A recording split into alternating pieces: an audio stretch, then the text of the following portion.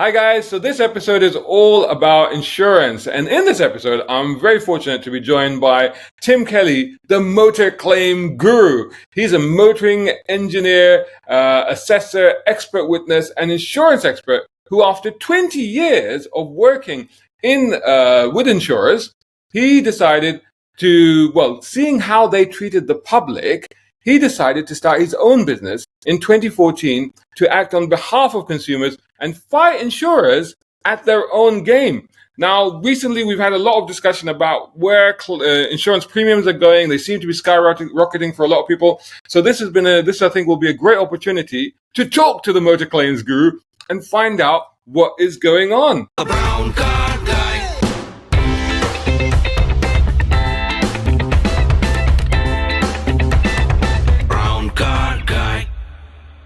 Good morning, Chels. So, thanks very much for inviting me on. How are you doing, Tim? I'm doing very well. I think of all the days for you to actually invite me on, it's probably one of the most topical days for you to do it, looking at what's going on this morning. Yes, I know. Well, before we get into anything else, let's jump into that, actually, because it's really last night. So for those people that may be watching this, I'll probably try and upload this within a day or two. But for a lot of people, they may know that the car park at Luton Airport caught fire last night. And looks like there's been some structural collapse. So pretty much 1,200 cars could have been lost in that one incident that just happened overnight. Yeah, it's certainly dramatic when you look at it, but it's primarily the thoughts you need to be looking behind it is what's the causes for it. And, there is rumours and it's alleged that it's been created by an EV fire. I've seen some photographs in some video this morning where there's what appears to be a Land Rover on fire. But there are certain risks where people need to be conscious of when they're driving EV vehicles, and the potential amount of energy in an electric battery is absolutely phenomenal. And what it would appear to be, at the moment we don't know, we're just seeing what's coming in, but it looks like some type of a fault where the battery's gone into a thermal runout. And that's the issue, that when you've got a lithium battery that gets into a situation of a thermal runout, the amount of energy it releases is phenomenal. And and this can be seen from this, it will quite literally melt concrete. And there's just, it's not the first time I've seen it as well. No, but Tim, can I share this information? Because I get this a lot on my channel. So I've actually just kept this information aside. Because a lot of people are like, oh, well, EVs just catch fire. They catch fire all the time. Now, to be fair to EVs, this is what I found out. Swedish Civil Contingencies Agency says EVs are 20 times less likely to catch fire. The American Insurance Institute reveals that 25 out of every 100,000 EVs sold caught fire. That's 25 out of every 100,000 sold, compared to 1,530 petrol cars out of 100,000 and 3,475 hybrids out of 100,000. So it appears that hybrids actually are the most likely cars to catch fire, petrol way more, and EVs quite small. Now, I guess the problem here, the reason that there is so much discussion about EVs is because when they do catch fire, A, it's spectacular, like you said, because of that tremendous release of energy, and B, they're virtually impossible to put out. Yeah, absolutely. And there's other things on top of that as well, and certainly from an environmental point of view, that when you actually when you go through the process of actually trying to extinguish a fire, the only real way of doing it is actually to drop the vehicle into a container full of water and let it burn out. But things that people don't speak about is then the environmental risk of the contaminated water at the end of it. So there's, as a pollutant, it's virtually impossible to get rid of the stuff that's in it. That's one side of it. From a risk point of view, EVs are highly unlikely to catch fire relative to other vehicles, and you'll certainly see diesels are one of the most common. So certainly what I do as an engineer inspecting vehicles, as a forensic engineer, I'm not qualified in fire investigation, but I do have some, come across it and I get involved in sometimes. Older vehicles, petrol, anything with a spark and fumes and ignition are very common for catching fire.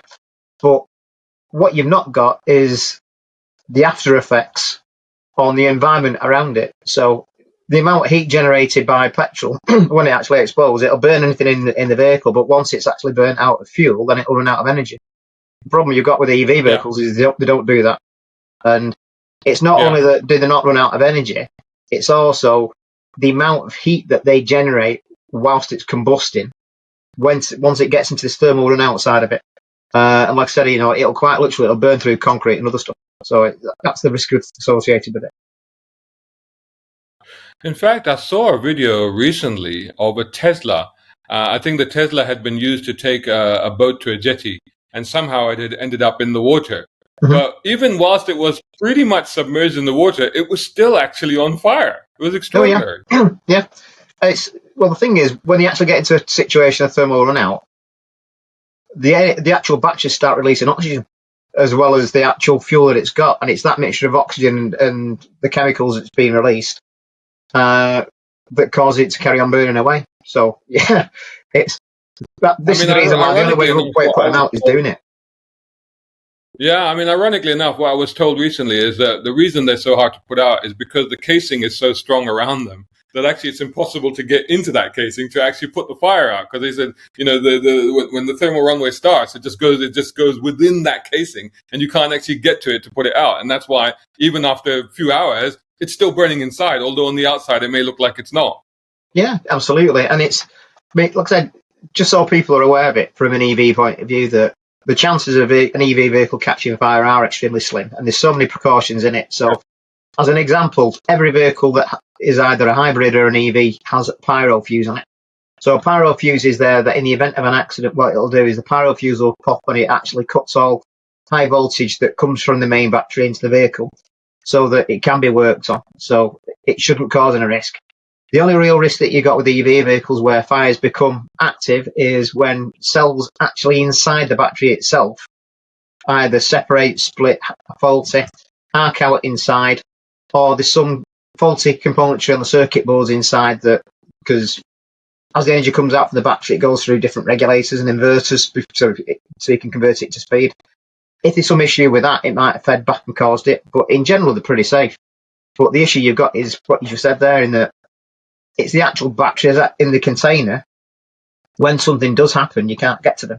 And the other side of it is that when they are actually split and releasing, and they start breaking down, they then start creating gases. And it's then where does the gas go if it's in a container? Then this is the reason why you'll see such vivid explosions of energy coming out, because in essence you've got gas in an area that's becoming compressed, that trying to find a weak point, and then as soon as it finds it, it'll blow out, catch fire, and boom.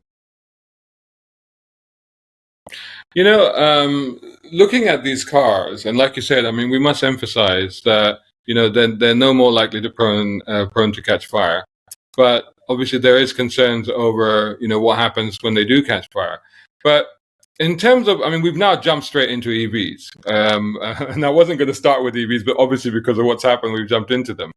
But the situation is that I've had a few comments on my YouTube channel and other channels as well, where people have said that the insurance premiums for EVs have skyrocketed. And we know from what we've just been discussing that there is this issue with battery packs, and that they can prove to be dangerous if they're damaged. We've also recently, I think it's just a couple of months ago, there was government advisory about how far they need to be kept, if they come in for repair at a garage. And as we know, most garages are absolutely swamped with cars. So they've hardly got room these cars apart from other cars. And we also know that the fire service and emergency service have to take extra precautions and extra time to put these fires out. I think they've now come up with this giant container in which they can actually take the car inside and seal it. Put it inside, cover it. So this is a huge amount of expense. So is this the reason that EV insurance premiums are going up? It's an extremely complicated area as soon as you get that into the premiums, because it's not just about the vehicle, it's about how you actually underwrite a policy. So it is something that plays a factor into it, but just excluding the premium side of it for a second, I can explain to the increased cost in repairing EV vehicles to a repairer or to body shop. There's also something quite relevant as well, which I didn't discuss with you the other day as well, which is about block exemption. And block exemption was something that we had as an EU directive where it's made in law that you personally have the right to choose who repairs your car, and if it's got a warranty on it, that should you wish to take your vehicle somewhere else, as long as they use the manufactured parts, paints, materials in repairing the vehicle, then it maintains the warranty. Well, because of Brexit and leaving the EU, that no longer applies. So there's been recent updates in law this year where basically that's been put back into place again. Now, you might wonder how that links to EVs. Well, the problem you've got with EVs is that certainly if you're working on them, you need to isolate them. So, as an example, something like VW and Audi Group, they use a system called ODIS, but there's actually 2 or 3 different pieces of software and of technology you need to de-energize the vehicle. Now, the actual terminology de-energize it is incorrect, because you're actually not de-energizing it. All you're doing is isolating it away from you being able to work on it and being harmed in some way. It just means it's safe. But these vehicles, like I said, you have to go through a process where you might use 2 or 3 different computers where you plug it in, go into the manufacturer system, isolate the power for it, and it makes it safe to work. Now, I work with different manufacturers and different body shops in those areas. Now, that equipment, you'll see it'll be used on the servicing side, the maintenance side, the mechanical workshop, but also you need it in the body shop. Now, just that equipment will cost anywhere between 20 and 30 grand. And the problem you've then got thinking forward in the future is that you need that type of technology in the aftermarket, and that doesn't exist. So it then means that as a consumer or as somebody having their vehicle repaired in some way through an insurance claim, then you're limited in who can do it, because they might not have the technology, the software, the equipment, and then also you get into the training side of it. So linking through to the IMI, so it's the industry, it's the motor industry. The motor industry, yeah. Yeah, they've worked out, I think it was last year, they worked out that there's going to be a shortfall of 35,000 technicians by 2035 that will be able to work on vehicles.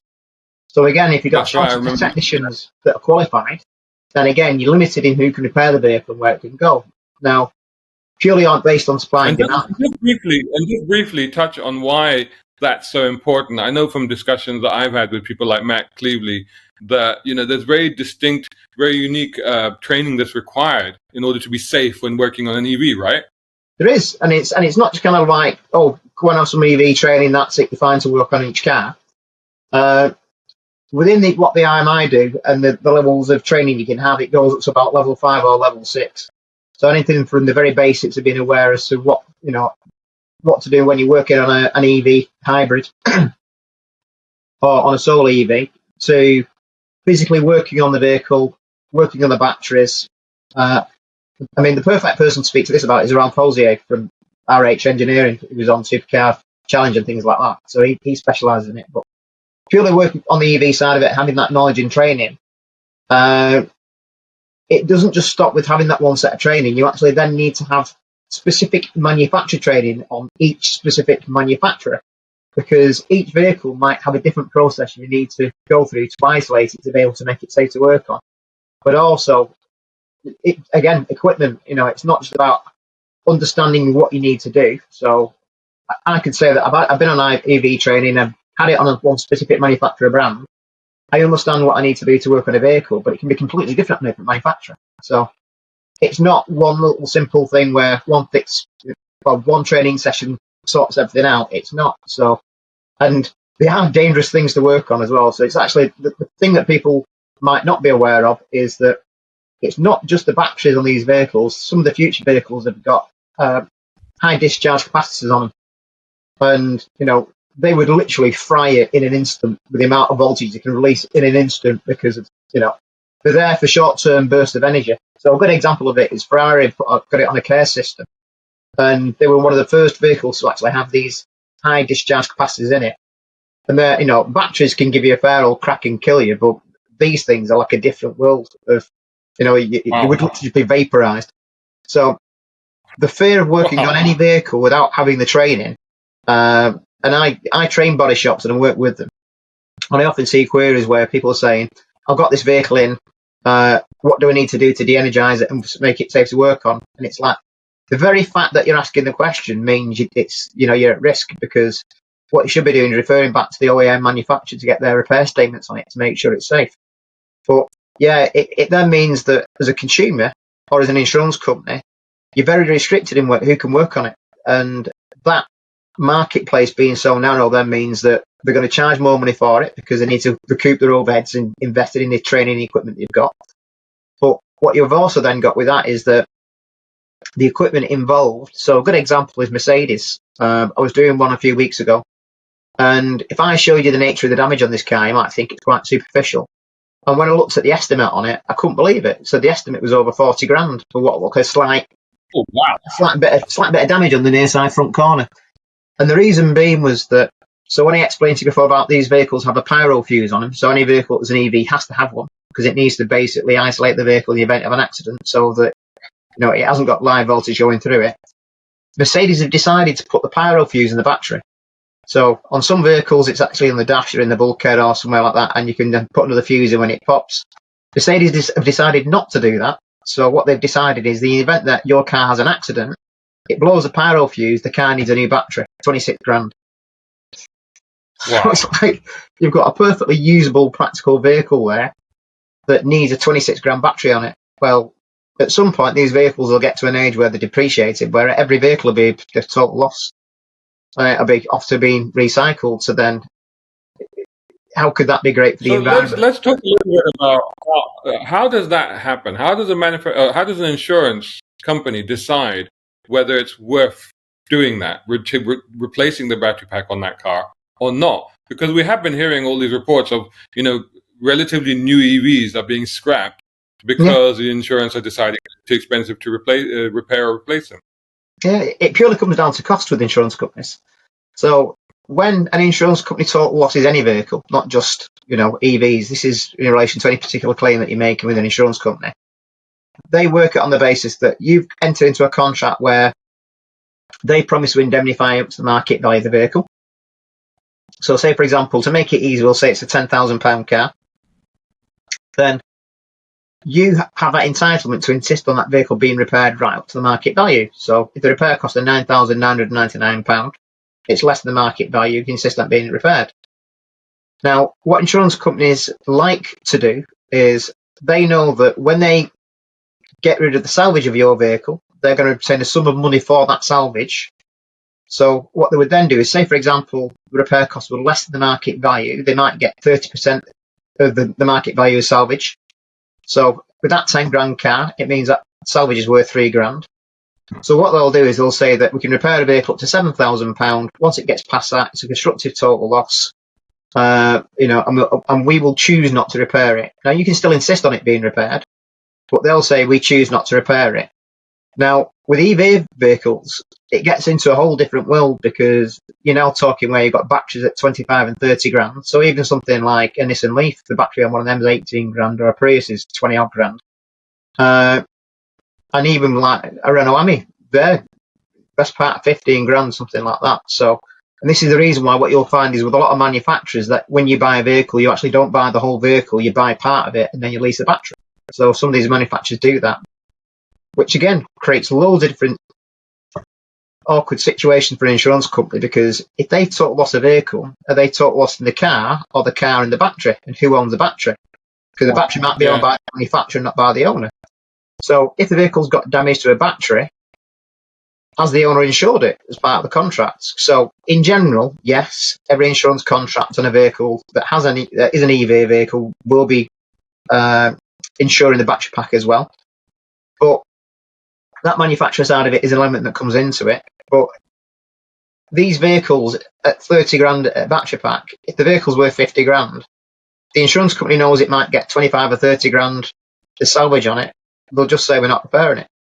Now, what's happened through COVID, and this is some stuff we've been going later on where you want to know how to best reduce your premium, and we'll talk about that. But these are things that kind of affect it in that if insurance companies know they're going to get a greater sum of money for salvage, then they'll not repair your car. Now, what's happened all the way through COVID was that used car prices went through the roof. There was a massive shortage of vehicles into the marketplace, both new and second-hand. As a result of that, you could actually technically argue then that insurance companies should have been repairing more cars because the values were going up. But the issue was that part of it was through part supply. They couldn't get the parts for them. But because there was such a shortage of used cars in the marketplace, what it then did was it created a marketplace for salvage vehicles. So people understanding that car prices are going up were going to salvage agents, buying damaged vehicles, and then repairing them. Now, because then they know potentially there's got to be a profit at the end of it, it started driving salvage prices up. So going back to that analogy of with a constructed total loss where you might have got 30% of the market value and a constructed total loss, some insurance companies now, they're revising that the repair cars up to 50% because they know they're going to get 50% of the market value back off salvage. So I did one last year where they got 70% of the market value in salvage. So again, commercially from an insurance company, if they know that they're going to get such a high return on the salvage, they'll just not repair your car.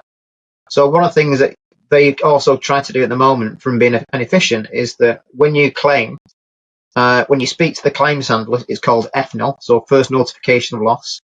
So these handlers have been trained to ask you certain questions to determine the viability of repairing your vehicle. And you'll find a lot of the time they actually won't send your vehicle to a repairer, they'll just send it straight to salvage because they don't want to repair your car. And that's also by part of what I do doing this is that I want to educate people to understand what they're entitled to.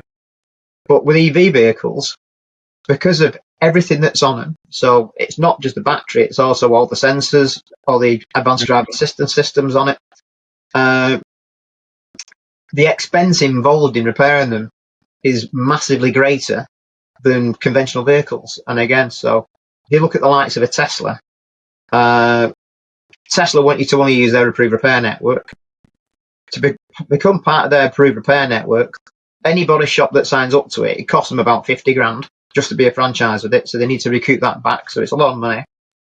And then the equipment and training they need, you need to buy off Tesla. So they have to spend hundreds of thousands of pounds to buy the equipment. They limit what you can do. So if you're an independent repairer, so like I said, it should be that the repair methodology that you require to work on the vehicle should be accessible to any body shop. It isn't. You can only access it via Tesla. So in the UK, we've got like Thatcham repair methods. So Thatcham is it's the research facility which is funded by insurance companies, in essence. So every insurance company in the UK puts money into a pot, and that goes towards Thatcham to fund research into repairing vehicles and the times and methods required to it. Tesla won't let Thatcham, strip the cars down to work out what you need to do with them. It's just like, no, it comes from us and that's it, because they want to protect the software and any risk of any, potentially tampering with what they've got inside their ECUs and things. So it has to go to them. So there's things there where it's controlling who repairs the vehicle, what choice you've got. And again, because they want to recoup commercially what they've invested into it, they charge a lot more.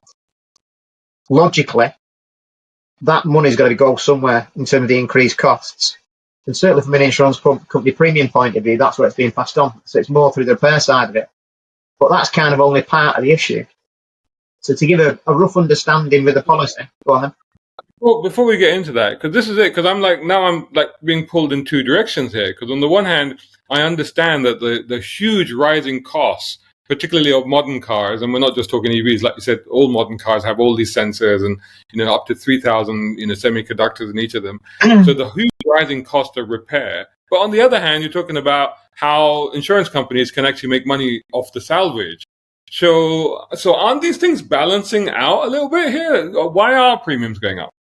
So you would hope so, but you need to understand how insurance companies work. So it's not a simple answer to a simple question. People might just think, why are premiums going up? There's got to be a point for it. And it's like, is it risk? Is it something in the world going on? It's like, well, it don't quite work like that. So to fully understand how an insurance company works, people think that insurance companies, that is their primary business. They're primarily there to insure you against risk. They look at the risk. They look at the potential for you to make a claim. They'll underwrite it, work out a premium, and based on the fact that if you don't claim, they should make money, and that's how they would operate. That's what you think how they operate, okay? But that's not necessarily the case. Now, what you've also got is that the way insurance companies work is that they work on a pool of money. So, me, Charles, put money into into an insurance policy. Thousands of other people will likely do the same thing, and it might be that just you make a claim, nobody else. So as long as nobody else makes a claim, the insurance company make money. That's the normal understanding of how an insurance company operates. It's only a small part of the story. So what happened, and certainly pre-COVID, because COVID has had a large bearing on it because the global economy has gone to pot, is that insurance companies, what they do is legalize gambling. So what they do is they take mine and your premiums. Part of it goes into a pot where they make sure it covers the risk for insuring your vehicle and risk against somebody making a claim. But in essence, that money that you've given them is like a loan to them of money. Now, what they then did was they take that money from your premium and they invest it into the investment markets. So it could be that they invest in property. It could be they invest in insurtech. It could be in currencies, commercial markets. Well, if they invest that money and it makes profit, they've made profit, you haven't. If they invest in those marketplaces... Wait. Let's break this down for a minute because you're just blowing my mind right now. Because like most people, I've always assumed that like you described initially, that you pay your insurance premium, that money goes into a pot to pay for any events, any crashes, any incidents, or any events like, for example, the car park scenario that we've just had at Luton Airport. But that money should stay there for those purposes. But now what you're saying is that they're taking our money and basically making money off our money. Absolutely. Yeah. So they take that money and they invest it and they make money on it. So then what happens then is that if they don't make money off your investment and they lose money, they haven't lost their money, they've lost your money. So the quid's in. Now, what they then do is... risk-free trading, isn't this? Absolutely. So they have that, but the problem they've then got is that... I was going to mention an insurance company then, but I won't, just through the risk of it. No. But if anybody wants to know anything about me and my background, it was one of my past employers, which might narrow it down a bit. They're one of the most, they are the largest UK insurance company at the moment. And they're also prolific in the pension marketplace. So as part of doing that they invest into pension funds and commercial property. And the reason why I'm linking that to it is that it has a bearing on premiums, and you wouldn't even think it would. So going down this logic of taking your premium and investing it somewhere else, well, pre-2017, the commercial market, so, if you were to buy a commercial property in London and rent it out, it'd earn a fortune, and it'd give you a good rate of interest back on your investment. Well, because of COVID, nobody goes to work. People stay at home. So the commercial marketplace dropped, all the commercial value of properties dropped. So it then meant all these investments that have been doing well for the last 5 and 10, 15 years, and they were, and they've gradually gone up with inflation. So it's always a nice steady return, which is what people want when they're investing. Dropped off a cliff. So all of a sudden, all these insurance companies are losing money. Well, because they're then losing money, they need to find other ways to make money. And the only other way they can make money is by making savings. So what they've tried to then do is either, within the actual insurance product they've got, is outsource parts of the process of handling the claim. So they might use a different company to do the claims handling, a different company to do the engineering, they might have a network of body shops that they work with that they don't own, but they might sign up with the chain. So they outsource everything to try to reduce costs. Well, you can only do that up to a finite point where, you've cut everything down, you've got rid of all your staff, you've made it as efficient as you can. If you're still not making money, and to give you people understanding of insurance policies this year, only 2 insurance companies made profit from an underwriting point of view this year. One of which was Aviva, and the other one which was Admiral, and they made a small one. And to give people an understanding of what, whether it makes profit or not, there's something called a combined operating ratio. Now, what the combined operating ratio is that for every £1 of money premium they take in, how much do they spend? So if they had £1 come in and they spent 99p, they made 1 penny profit, or they'd have a combined operating ratio of 99. So if they spent 90p, the combined operating ratio would be 90. And if it's, if they spent £1.10 for every pound coming in, they're losing 10p. So barring 2 insurance companies, every insurance company in the UK marketplace this year has lost money from an underwriting point of view. So what they were doing was the investment markets, they were using that to prop up the premiums to try to bring them back down. Well, because all the investment markets have gone to pot and they're not making money that way, then the only thing they can do to make profit is increase premiums. And that's it. So part of it is because repair cost is a small part of it, but you need to understand how a policy is underwritten. So for the premium that you pay, should you have an accident, that's factored into the underwriting. The cost of repair is approximately 6% of your premium. It's a very, very small amount. The larger part of the money of your premium that gets spent is in terms of third-party risk. So if you crash into an accident, you crash into somebody else and they make a personal injury claim, or there's 4 or 5 people in the car, you've also got like the repair of their vehicle. It might also be they're in a credit hire side of it. Well, the cost to an insurance company is the cost out on these third-party claims. So because the cost of repairs has gone up and also used car prices have gone up, it means that insurance companies have had to spend more money. And as a result of that, because they're spending more money, they need to work out how to recoup that money. And the only way they can do that is by increasing premiums. So the actual trading place for insurance companies at the moment, even though I'm not a massive fan of insurance companies, is very, very difficult. And it's in general because of rising cost across every side of it. So it's in terms of the repair viability of vehicles, because body shops themselves, it's costing them more money to operate the business, and they don't generally make much profit. So as an average, a body shop are making about 3% profit a year, so it's still small. But their overheads have gone up because, if you put a vehicle into a booth to paint it, it's gas powered. Gas prices have gone through the roof. Labour rates have had to go up because the operation cost of the business has gone up. Part and materials, they've gone up. Then you've had part issue supplies. So because of COVID, there was issues, and also like with Ukraine, a lot of the equipment in vehicles by way of electronic devices, harnesses, stuff like that, all came through the Ukraine. These parts delays have made repairs longer, and as a result of that, it means people are in hire cars for longer, and the cost has gone up. So there's a lot of things that have knocked on from COVID and from the effects of being at war in Ukraine that has then knocked back into the repair side of it, increased repair cost, increased claims cost, and the only way insurance companies, in their eyes, see they can get their profit back. And you've got to bear in mind that, as an example, this year now, the Association of British Insurers was saying last year they expected an increase rise of 12% on policies, and they put that as being fact. Looking at where premiums are now at the moment, there's reports of a 78% increase in premiums. I know quite a few people at 45%.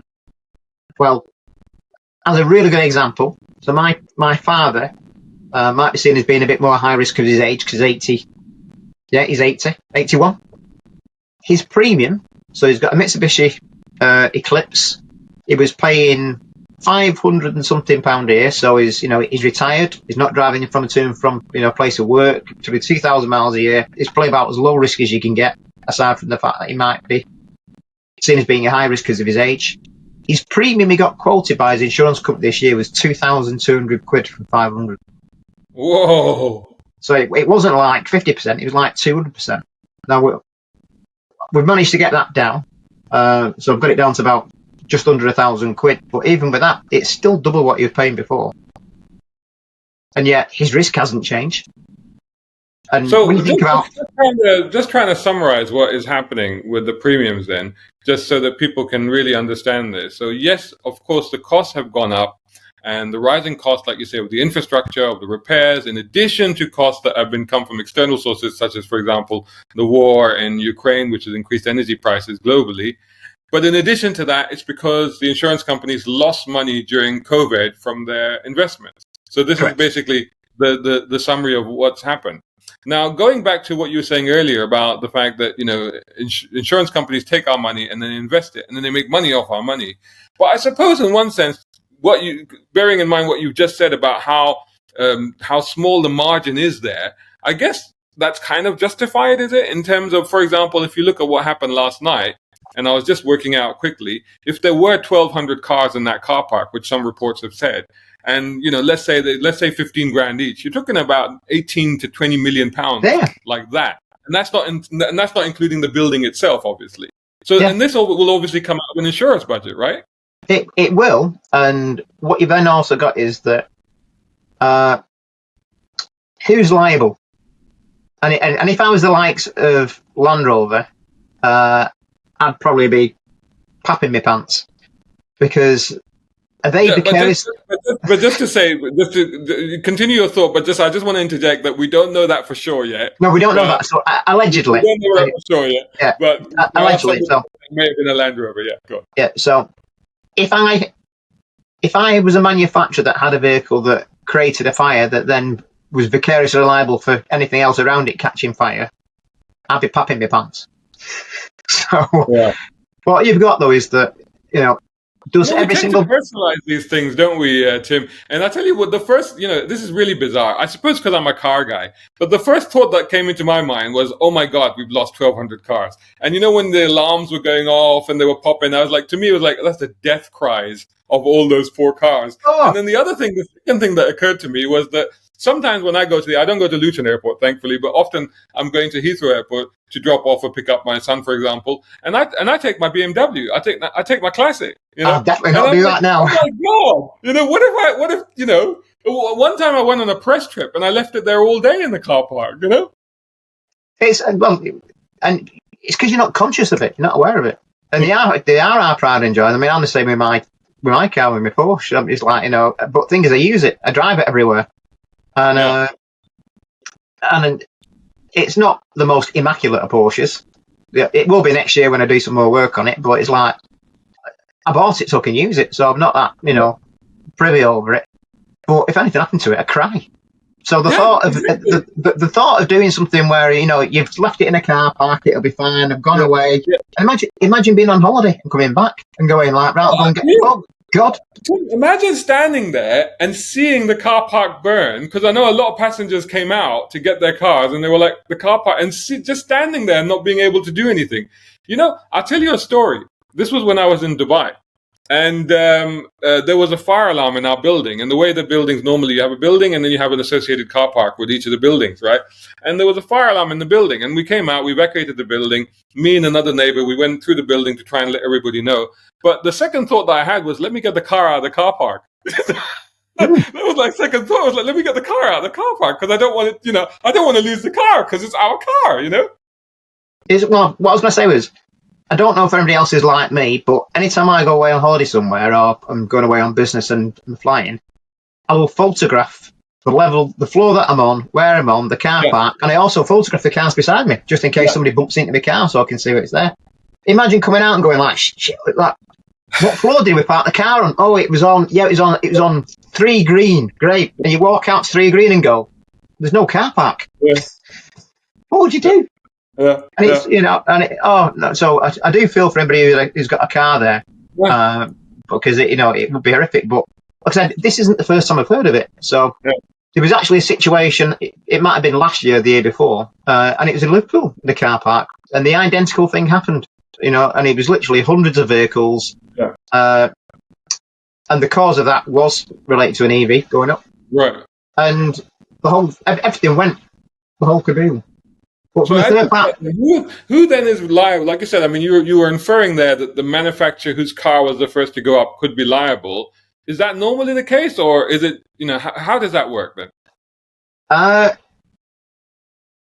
It starts with a forensic fire investigator. So I've got no doubt the police will be there already investigating it, and the fire crews, and they'll want to know at what point did the fire originate. So if a car park collapses, it makes it really hard because you lose all the evidence you need. But you'll need to work out what the point of origin was for it, and then once you found the point of origin, what was the cause of it, or the likely cause of it, or the more probable cause of it, and whether there's accelerants and things involved. That was it vandalism? We're presuming because of the pictures we're seeing that this vehicle might have had a fire caused because it could potentially be an EV. We don't know. It might have had, it could have been a vandal. Somebody could have thrown something on it and caught fire for it. It could have been something completely different. So, what you then got is, from a claim point of view, like I said, just bringing into that vandalism, is it something that has happened as an accident? Is it something that's been done willfully and intentionally? Has somebody been malicious? Because they'd be liable for it and not the vehicle. But then, from a claim point of view, does it then mean that each individual insurance company will have to cover the claim on behalf of the customer? And then is there then a pool claim at the end of it where they claim, is it that the car park's liable for it? So do they have any type of cover in place from a public liability point of view? Well, in general, they don't. They'll say that you park here at your own risk because of situations like that. But could they have had a fire suppression system in the car park? So if they didn't have one, why not? So the fact you've got a whole car park potentially collapsing on top of other cars, or fire spreading from one vehicle to another one, to me would think that there's a potential, again, vicarious liability there for the car park owners, because have they took adequate precautions to stop that risk from spreading and more fire being caused? Because in essence, if they haven't done, they're potentially putting other insurance companies in that position where they need to pay out when they might not have been able to, or might not have needed to. So, yeah, it gets really, really complicated, because then it would be down to the company owner's insurance. So it could be that it's private insurance, company-owned insurance, commercial insurance. It could be product and manufacturer insurance. If you break it down even further and say, for example, it's not down to the manufacturer, it could have been the manufacturer of the battery in the vehicle. Right. Or was it a software issue that's caused the problem? So then, the amount of different people that could get involved in the claim side of it just goes on and on and on and on. So without knowing, it's it's more conjecture, but it could basically bring anybody in. So these sort of events, when they happen, and thankfully, thank God, they're few and far between, in terms of the insurance industry, are they a blip, or are they something that would ultimately lead to more expensive premiums? I'd say it's probably a blip at the moment, but there are different lines of thought within the insurance industry as how they handle it. When EV vehicles start coming to the marketplace, and Tesla being like one of the driving manufacturers because of it, bearing in mind how powerful these cars are and how quick they can accelerate, going back to our days as kids, if you had a car with 100 brake horse, it was nippy. If it had 130, it was like, that was really quick. 150 brake horse GT, God, you're a god. Yeah. And yet, you've got a normal family vehicle with the best part of 650 brake horse. That's easily. Like McLaren. Yeah. I mean, 300 brake horsepower seems to be the norm nowadays. Yeah.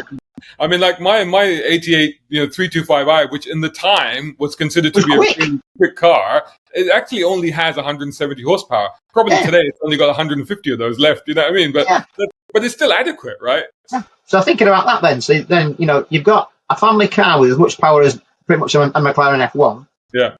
That anybody can access. Well, when they first came out, you can get an insurance policy for about 400 quid. It was absolutely for nothing, because insurance companies didn't understand what they're underwriting.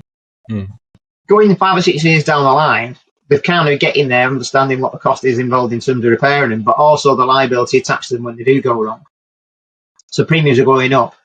And it got to such a point in the States, then Tesla realised that it was affecting sale of the vehicles, because the policies were going. So it's quite a similar thing in the UK market, but not quite a direct parallel. But in the American market, policies are going from like being $600 to $700 a year to being 10,000. That's crazy. That's crazy. So, for example, there's one person I think commented on one of my videos and said that their quote was £5,000. So that's realistic. That is actually happening. Yeah, it could potentially be what it is. So what happened in America was Tesla went, we'll insure our own vehicles then. Right. So rather than going to a third-party carrier, which is what they call them in America rather than insurance companies, Tesla started saying, well, we'll insure our own vehicles to make sure that the premiums are affordable. And then that kind of capped the marketplace a bit. And they've done some of things in Europe, but it then meant it created competition with insurance companies then bringing policies back down again. So in the UK marketplace, Tesla were rumoured to have been doing that a couple of years ago and didn't. But in general, the premiums have started to climb. But what you've also got as well is that the risk then of why you might see an increase in premium is it's the closer that we get to autonomy. So potentially you've got, and there's all sorts of tangents we go off on with this one. So part of it is in terms of modifying vehicles. So we both love cars and both love modifying cars. And the real risk to the vehicle repair industry and to cars in general is that governments are pushing more to stop us from modifying them. Part of this is linked to EV vehicles, because the risk is that if they feel that you might have tampered with the ECUs in some way, could it affect the way the vehicle drives on an autonomous feature? And as a result of that, if it's been tampered in some way, could it cause an accident? And if it did, would they be liable for it? As an insurance company's point of view. So insurance companies are terrified of anything being done to a vehicle outside of the manufacturer network or without the right equipment for it, because of the liability that could be attached to it should it be involved in an accident where it kills somebody.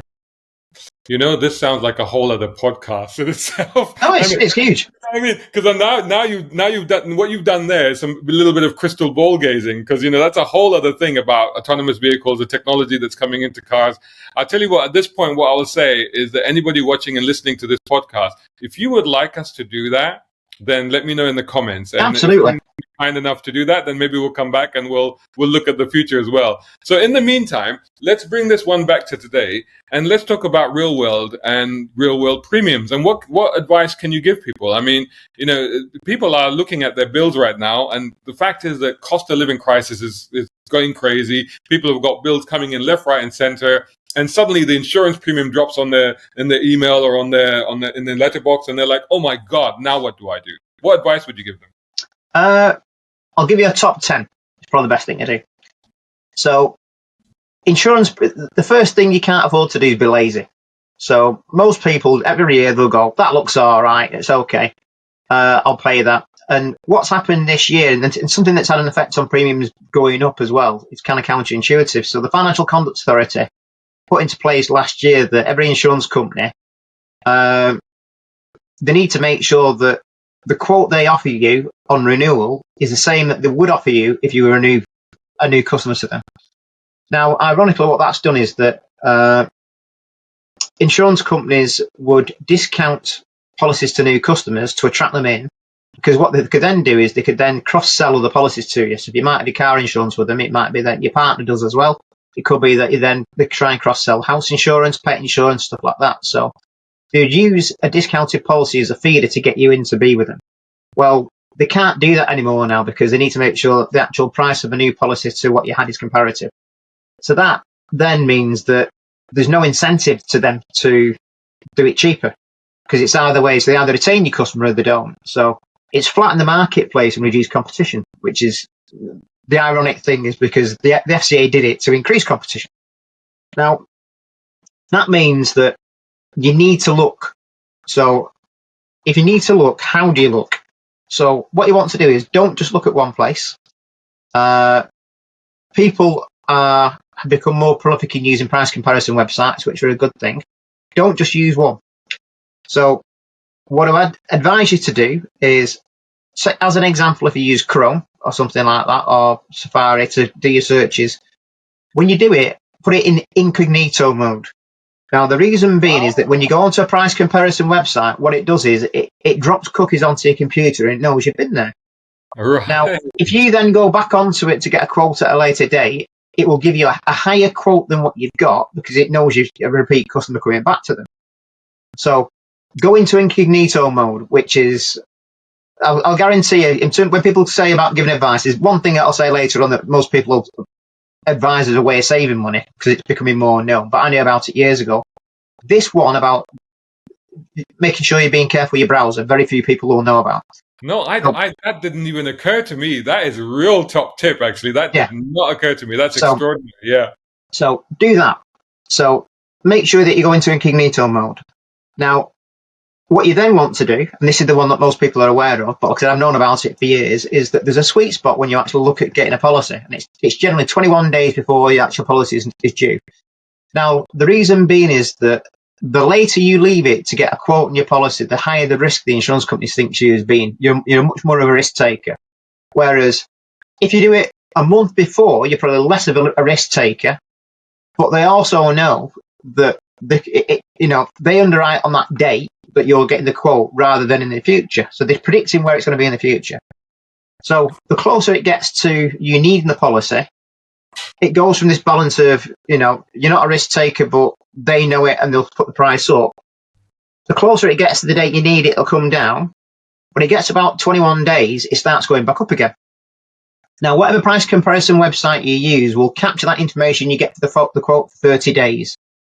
So what you actually want to do is get a quote roughly just more than a month before you need it. See where they are. When it gets to the point where it's 21 days before you need the policy, go back in again and do the same thing again and see if it's cheaper. If it's not, use the one that you got 30 days ago. If it is, go for the one that's cheaper then. Then what you then want to do is you want to do that on more than one price comparison website. So don't just go onto the one price comparison website. all the ones that are available, you might think they will offer identical policies across them. They don't. Some get preferential discounts because of the commissions they get from the insurance companies. So use 2 or 3 of them. Now, what you also want to do, you might go, well, this is a lot of effort, this, Tim, and it's a lot of hard work. If you want to save money, this could save you massive amounts of money. So, like I said, my dad's quote the other week was £2,000, and I've got it down to £700 by using these techniques. So, don't be lazy, get off your backside, and put the effort in. And is it worth? And once you have these lower quotes, is it worth going back to the original original insurance? Because I often have found this where I've done that exercise, and then I've gone back to them and then said, "Look, I've got this," and they're like, "Okay, well, we'll match that." Yeah, so absolutely that. So what you also then want to do is contact them directly and not through a price comparison website. But also what you want to be doing is contacting brokers as well. So find different insurance brokers, get them to quote the same thing, but also then go directly to the insurance companies that you might see on a price comparison website, but there's also ones that aren't. So Direct Line aren't on their price comparison website, so contact them directly. Now, ironically this year, so I won't get you in trouble with this bit because it's in the press as general public media, Direct Line premiums have gone through the roof this year, and it's because the last 4 years they've made massive losses every year underwriting. So they try to recoup it, and as a result of doing that, the premiums have gone through the roof. So I probably wouldn't go through them this year because they're going to be one of the highest ones out there. But other insurance companies that have made profit, like I said, like Aviva, you can contact them directly. You might find that actually they're one of the more competitive ones in the marketplace. Admiral have been trying to expand the amount of people that they insure over the last year and a half through COVID. As a result of doing that, they've been very competitive in the premiums they're providing. But in general, the marketplace is difficult. So what's also happened is you've got companies like LV, who in the past were an absolutely fantastic insurance company. I rate them highly from a claims point of view, do the stuff that I do. They're struggling in the motor marketplace and they're withdrawing from it. So there's actually insurance companies deciding that, what we're going to do is completely come out of the marketplace because we can't make any money. Oh, wow. And is that purely because of the modern cars and because of the risks that they see associated with them, or is it just because they've made so much? It's just the global climate more than anything else, and it's just lack of profitability from an underwriting point of view. Yeah. So it's a very, very hard marketplace. But so that's one tip that you've given. Well, several tips that you've given, which are amazing and fantastic in terms of how. I've got a lot more yet. I'm not stopped yet. I've made notes for you when I came on. Before we go, we'll tell everybody how to get in touch with you as well. But one thing I want to touch on briefly, because I'm conscious that I've used up a lot of your time today and we're sort of getting towards the end of this, is also in terms of cars. And I want to touch, because we both mentioned earlier briefly classic cars. And there's an understanding that insurance can sometimes be cheaper on classic cars. Is that because they're simpler to build? I mean, one would assume that because sometimes there's higher values involved, shouldn't they be more expensive? You would think so. And I mean, part of the thing that I do is when we speak at the Most Show, you explain that I inspect and value classic cars that have gone through restoration, show cars and stuff like that. And, some of the vehicles that I've inspected are £500,000, £600,000, £700,000, £800,000, and you might think the premium is going to be high. Yeah. Well, it all comes down to risk. So the value has an attachment to it, and it does apply something which you call proportionality. So, the greater the value of the vehicle, the higher the premium is going to be. But in general, it comes down to risk. So what you'll find with the classic vehicle is the first thing is that it won't cover you to and from a place of work. So you're not commuting. That's a massive amount of risk because it's the most likelihood of time that you're going to have an accident. You probably do massively less miles on it. So again, you're not on the road as much. They also know that when you drive it, you'll be at a car show more than likely, so you're going to be with it. So it's not really going to get vandalised, damaged, fire, theft. The highest risk to an insurance company on a classic vehicle is the event of it being stolen, and it being lost, and they're paying out the full value for it. That's the highest risk that they get scared of. But in general, they know that when it's on the road, if you have an accident, it's either going to be your fault or somebody else's. So that risk is 50-50. So from an insurance company's risk point of view, they're very, very low. So as a result of that, it means that it follows that insurance premiums can be very low. Now, the problem you've got with that then from an insurance company's point of view is that if they provide you with an insurance policy at £150 for a year, then they make hardly any profit. They might make a tenner. from insuring a risk of 100 grand, 50 grand, or they make virtually nothing on it. And again, if you went through a broker, the broker might make, tenner on it. And then on top of that, you'll have insurance premium tax, which is, I think it's currently 18% of that policy as well. So there might be more tax on it than they make as profit. So again, you might see a slight increase in premiums of classic cars in the next year or so. But in generally, they are a lot less because they don't get used in the same way as a normal vehicle. Now, what I would do, being creative, when you're saying about additional savings, certainly with where you are in London and ULEZ, I've got a Porsche 996 Turbo, and at the time it came out from a emissions point of view, it was actually compliant in advance to future regulations. So my car is ULEZ compliant. So if you were a savvy person, what I would do is seek out classic vehicles that are ULEZ compliant, and if you live in London, buy a classic car. And what you'll also find is that it'll cost you less to drive it, less to run it, less to insure it. And there are policies that will cover you from a place of work, and it takes out all the nonsense of what we're going through, which about air quality and potentially an appreciating asset at the same time. Absolutely, yeah. So my logic in buying vehicles is, and it's not really worked out too well this year. I've spent a bit on mine, but buy a vehicle that goes up in value. So all the way from being a kid, I think I've only had one car I've lost money on. I've only ever bought stuff where I've a complete lover of banger economics. So I've always bought cars at $2,000 and drove them for a year and sold what I bought it for, just maintained them.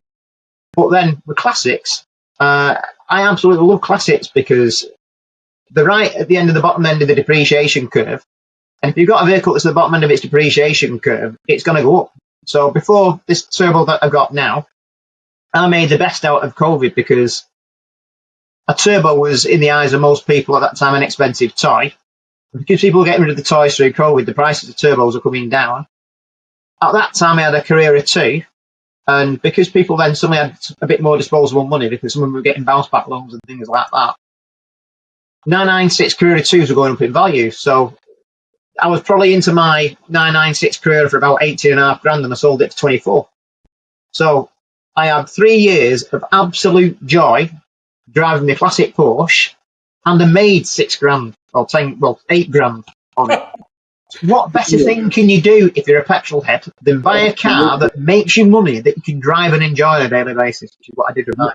Makes you money and makes you smile. And on that positive note, I think it's a great place to end this. Before we go, let everybody know, I mean, you're known as the Motor Claims Guru, but how can everybody find you if they need to get in touch with you?